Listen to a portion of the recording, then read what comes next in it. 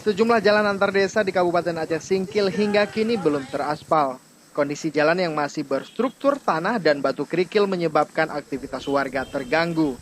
Apalagi di saat musim hujan, kondisi jalan becek dan berlumpur. Misalnya saja Jalan Tran Desa Laibalno, Kecamatan Desa Danau Paris. Jalan ini kondisinya cukup parah. Sejumlah kubangan besar terdapat di badan jalan. Warga terpaksa harus mendorong sepeda motornya untuk melewati kubangan lumpur. Begitu juga dengan pelajar yang melewati jalan ini. Mereka terpaksa harus membuka sepatunya. Kondisi jalan rusak parah juga terjadi di jalan yang menghubungkan Desa Guha dan Desa Keras, Kecamatan Suro menuju ibu kota Aceh Singkil. Jalan yang terjal dan licin menyebabkan warga harus ekstra hati-hati melintasi jalan ini. Warga mengaku akibat jalan yang rusak parah, sejumlah warga mengalami kecelakaan lalu lintas akibat terjatuh. Payah. Inilah kayak ada penurunan turun.